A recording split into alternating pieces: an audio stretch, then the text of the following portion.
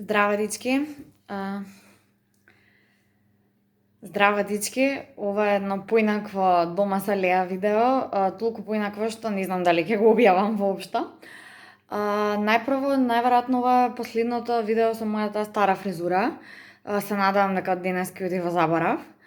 Второ, ова е видео кое што го снимам без трошка шминка на себе.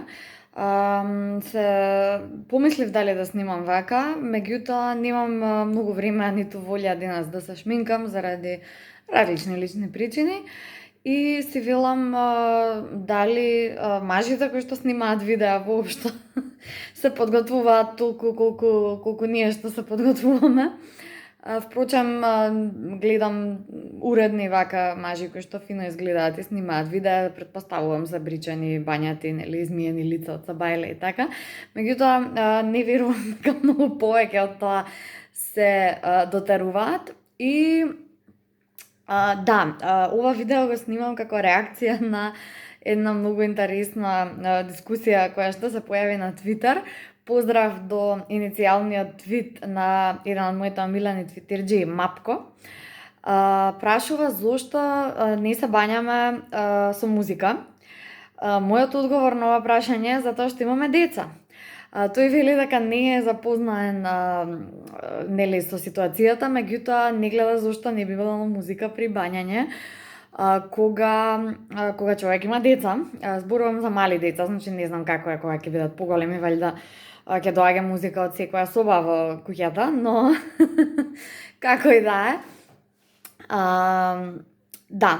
Има неколку причини на кои што во моментов можам да се сетам во врска со зошто не пуштам музика кога се бањам. Прво и основно е затоа што морам да слушам кој бомбардира, кој умира од другата страна на вратата на бањата. Значи, едноставно е, доколку има нешто што го спречува звукот и покрај тоа што нели сте безпомошни во бањата во тие неколку минути додека нели обавувате лична хигиена и не можете веднаш да реагирате или барем изгледа дека не можете веднаш да реагирате на работите. Не е ни потребно да имате толкава контрола на тоа кој што прави надвор од вратата, но многу е веројатно дека на вашата врата ќе се чука, ќе се вика, ќе се плаче како да сте отишла за Америка, ќе се игра, ќе се крши нешто и едноставно доколку ви е блокиран слухот, доколку не сте во можност да чуете што се случува од другата страна на вратата, не сте во можност ни да се опуштите за нели да се фокусирате на тоа што го правите во моментот, без оглед која е колатералата која ќе излезете надвор од бањата.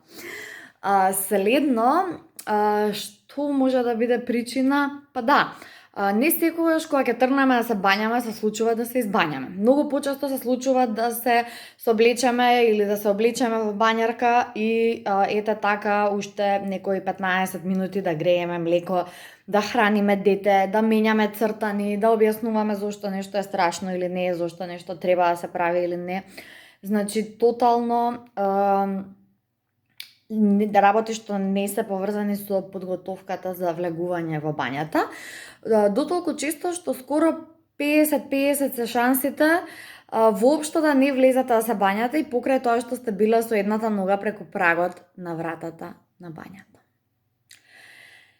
И трета причина е затоа што најголем дел од времето во глава ми мине некоја песна од цртаните на ќерка ми што сум ја слушала најверојатно претходната вечер. Baby Shark, Bingo was his name и слични многу заразни рефрени кои што едноставно што и да пуштам, јас паралелно се подпевнувам во глава песната што ме заразила претходната вечер. Така што технички веќе има звук и музика и хаос во мојата глава. Немам потреба да слушам и да се фокусирам на нешто друго. Еве и бонус, четврта причина, најверојатно туширањето и бањањето ќе трае пократко од првата песна што ќе ја пуштам. Се надевам ова е доволен одговор. Чао од мене!